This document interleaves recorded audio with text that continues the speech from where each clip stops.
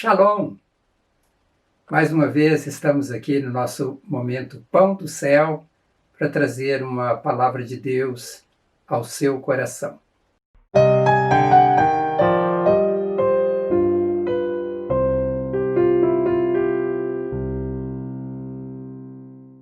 O tema da nossa reflexão de hoje é uma pergunta: será que sou filho de Deus? Um dia eu estava em uma festa de casamento e na hora da refeição havia uma fila de pessoas que aguardavam para serem servidas. E quando chegou a vez de uma pessoa que estava logo à minha frente, a pessoa que servia perguntou a ela: "Você quer um pedaço de costela assada?" E ele respondeu: "Claro, eu também sou filho de Deus." Esta frase é dita por muitas pessoas todos os dias, e não só no singular, mas também no plural, onde as pessoas dizem: todos nós somos filhos de Deus. E eu pergunto: será? Será que todos são filhos de Deus? Nós vamos ver, à luz das Sagradas Escrituras, se estas frases são verdadeiras ou não. Mas antes de falar deste assunto, eu preciso ressaltar algo muito importante, que é a autoridade bíblica. E se uma pessoa não confia plenamente nas Sagradas Escrituras, ela perde completamente o valor para tal pessoa. As Sagradas Escrituras precisam ser interpretadas como em um todo, e não apenas em parte, que interessa a pessoa que está interpretando, ou lendo. Eu não posso acrescentar, eu não posso alterar, nem subtrair nada das Sagradas Escrituras. Se eu fizer isso, estarei violando a autoridade bíblica. Muitos já fizeram isso no passado e, infelizmente, hoje ainda há pessoas que estão fazendo isso. Mas por que estou falando sobre autoridade bíblica? Porque pode haver pessoas que discordem da resposta bíblica que vou dar à pergunta se todos somos filhos de Deus.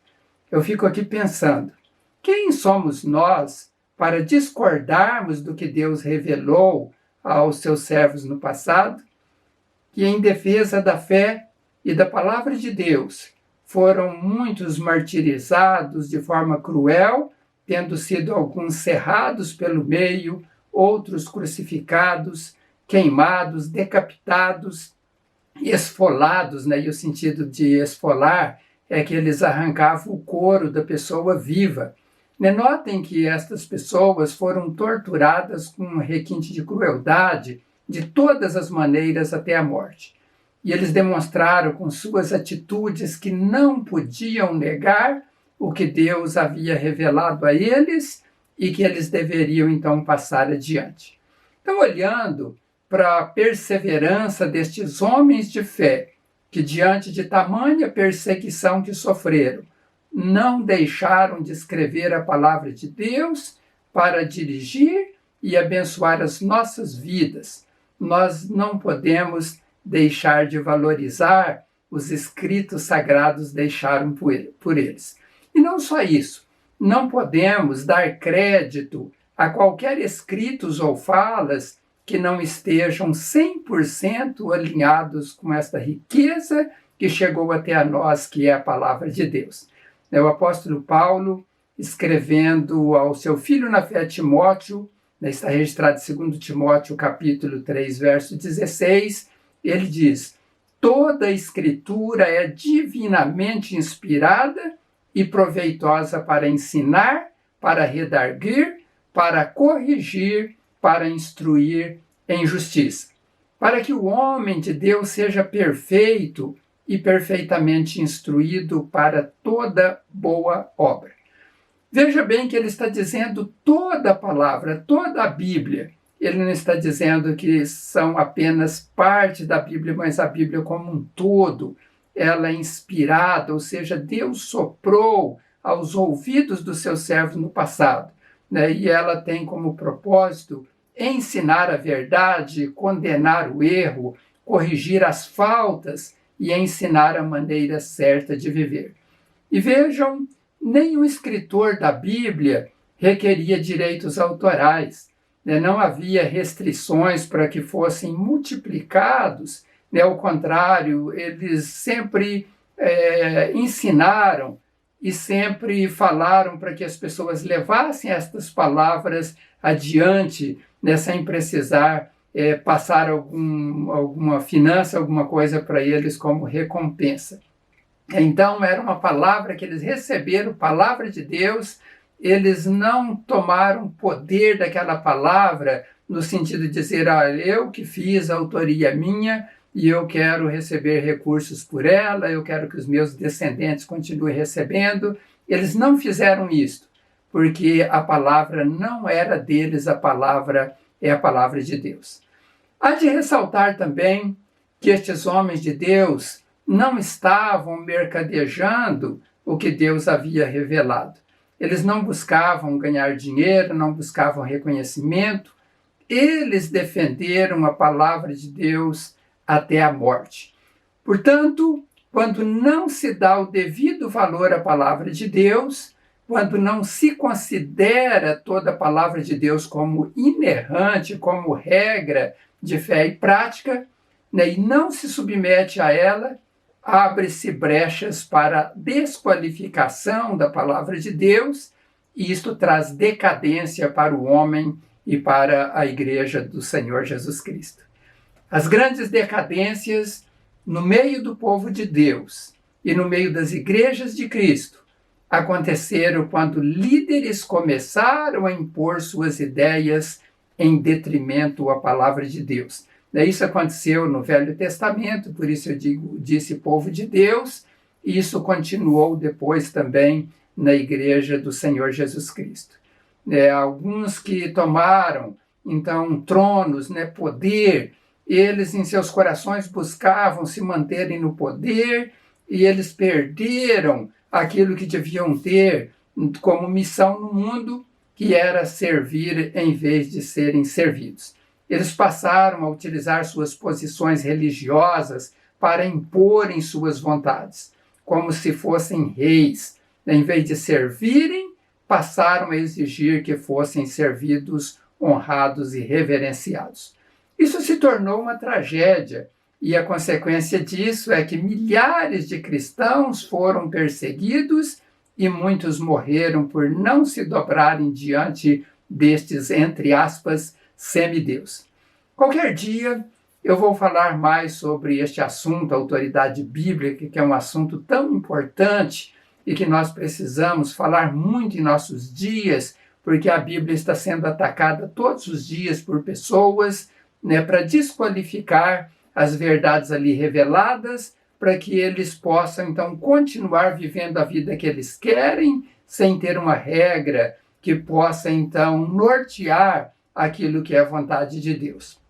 Então, qualquer hora eu volto a esse assunto, mas eu estou enfatizando hoje, porque nós precisamos manter esta autoridade bíblica de Deus para que nós sejamos abençoados. Nunca siga pessoas e nem dê crédito àquelas pessoas que dizem coisas que contradizem a palavra de Deus. As pessoas que torcem a palavra de Deus. Jesus alertou sobre isso, ele disse, olha, se um cego guiar o outro, ambos cairão na cova. Daí quando Jesus disse isso, ele estava se referindo a pessoas religiosas daquela época que seguiam aqueles que não interpretavam corretamente as Sagradas Escrituras, alguns por ignorância, mas outros de má fé, de propósito, para que eles pudessem ter suas vidas regadas com as coisas que as pessoas pudessem oferecer para eles de uma forma até forçada. Essas pessoas viviam na cegueira. Então vemos que o rompimento com a autoridade bíblica traz absurdos e traz também peso sobre as ovelhas de Jesus. Então, dito isto, eu quero então agora buscar a resposta dentro da Bíblia se todos de fato são filhos de Deus. O texto que eu quero citar é um texto que está registrado no Evangelho de João, capítulo 1, versos 9 até o verso 13. O texto lá diz o seguinte: estava chegando ao mundo a verdadeira luz que ilumina todos os homens. Aquele que é a palavra estava no mundo, e o mundo foi feito por intermédio dele, mas o mundo não o reconheceu. Veio para os que era seu, mas os seus não o receberam. Contudo, aos que o receberam, aos quais creram em seu nome, deu-lhes o direito de se tornarem filhos de Deus, os quais não nasceram por descendência natural, nem pela vontade da carne, nem pela vontade de algum homem, mas nasceram de Deus.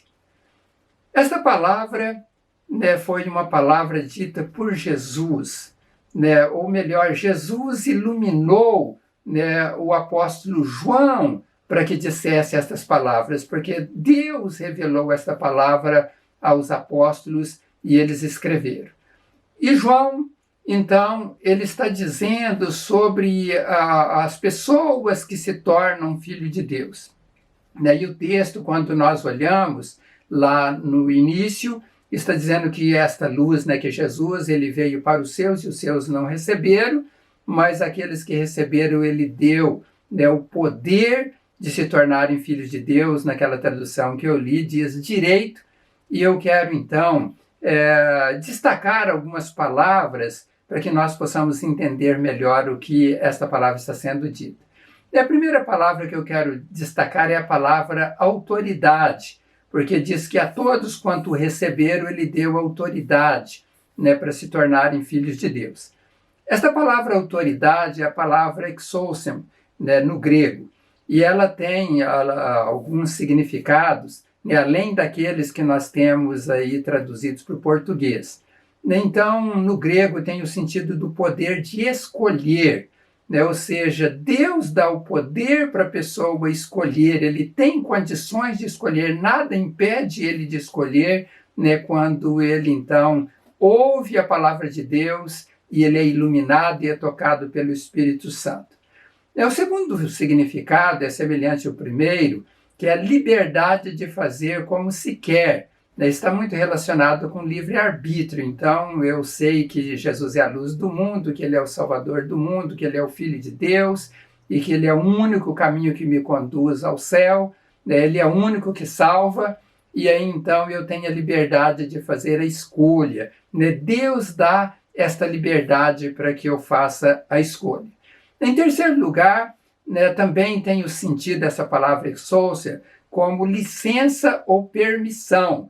Deus ele podia então não permitir, diz, olha, vocês estão vivendo no pecado, vocês são descendentes de Adão, herdaram o pecado, e eu não dou permissão para vocês ingressarem na minha família. Eu tenho só um filho que é Jesus, é o filho unigênito, e vocês não vão fazer parte desta família. Então tem o significado também de licença ou permissão que Deus dá para que nós possamos nos tornar filhos. E em quarto lugar, direito, que está relacionado também com um privilégio que Deus nos dá de sermos filho dele. John Calvino, um dos homens teólogos que viveu há muito tempo atrás, ele falando sobre esse texto, ele diz, João não diz que Cristo os torna filhos de Deus, mas que lhes dá poder para se tornar tal. Ele diz, é através dessa graça que nos é oferecida é que temos o poder de escolher se queremos ou não ser filhos de Deus. Podemos aceitá-la ou rejeitá-la.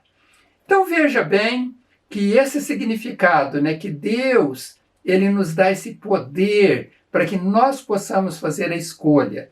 Ele mostra que então nos capacita com aquilo que nós precisamos para escolher ser filho de Deus.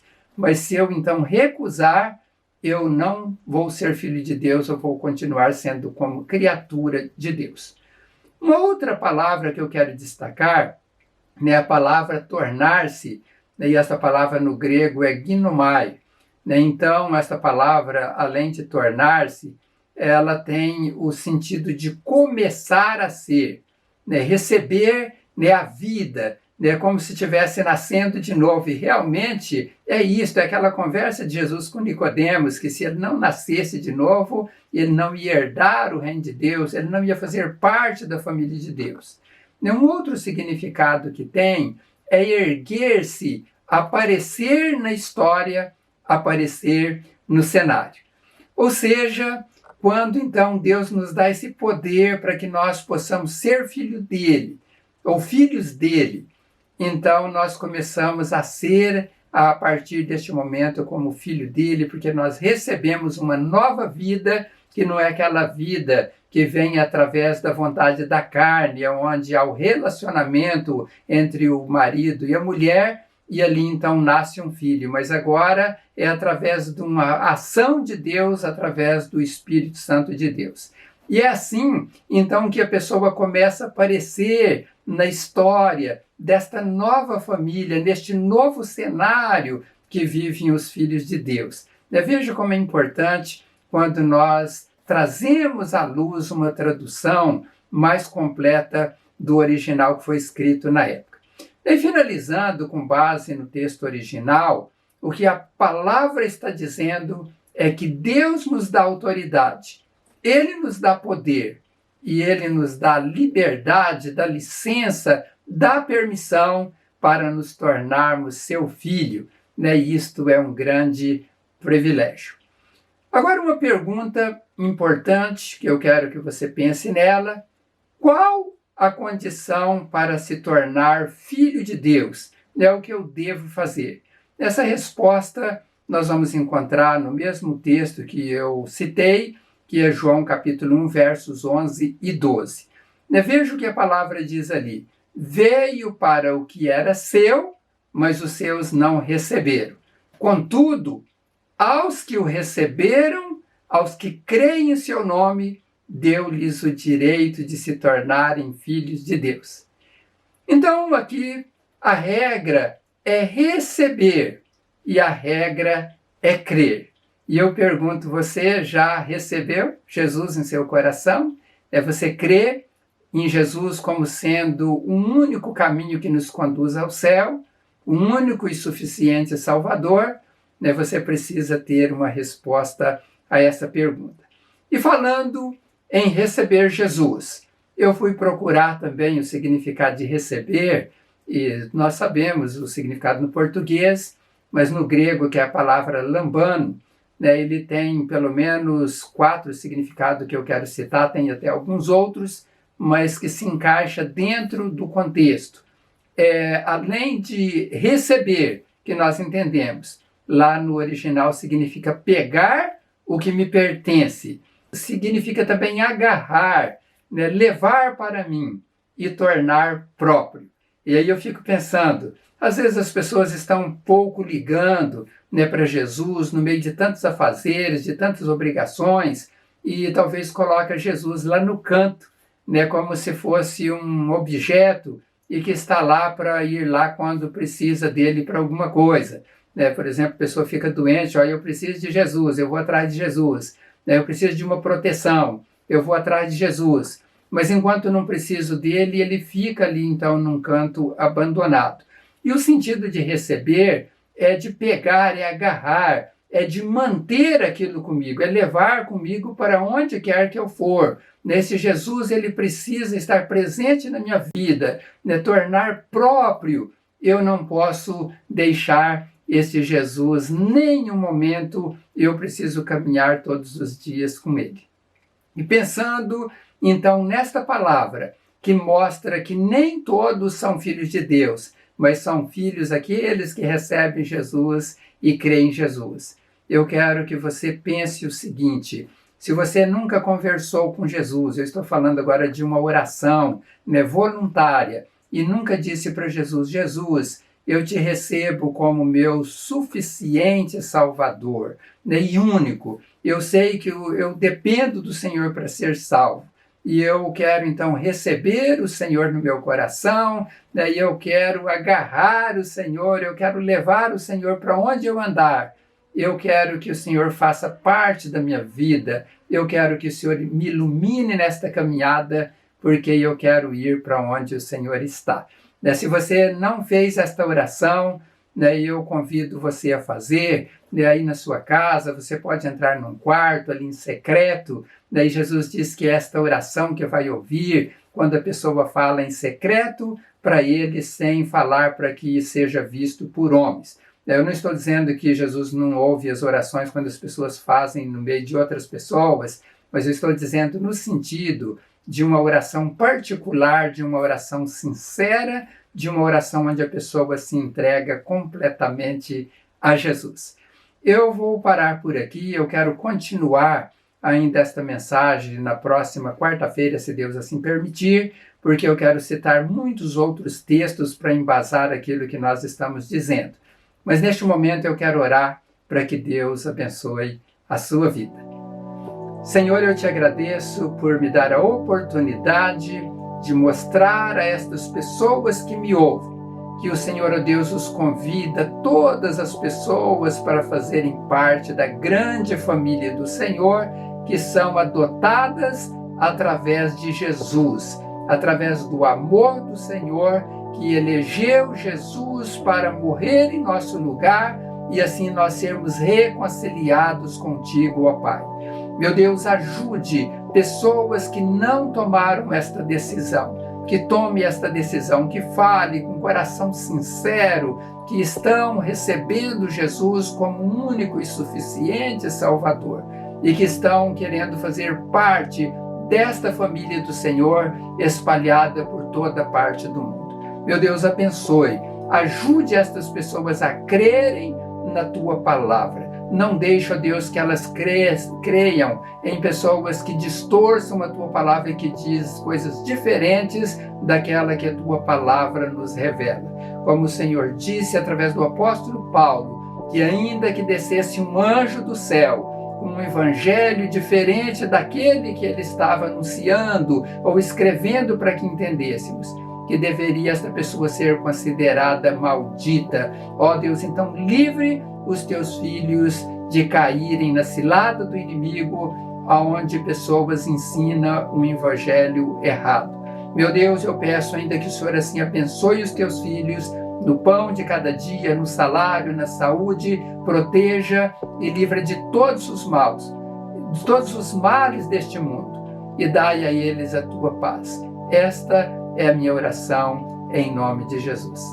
Amém. Que Deus abençoe grandemente a sua vida e logo estaremos aqui de volta para trazer mais uma palavra ao seu coração. E não esqueça, multiplique esta palavra compartilhando com seus amigos, porque nós queremos que esta palavra chegue ao maior número de pessoas, porque há no mundo muitas pessoas que ainda não se tornaram filhos de Deus. Então, um grande abraço, Deus te abençoe e até em breve, se Deus quiser.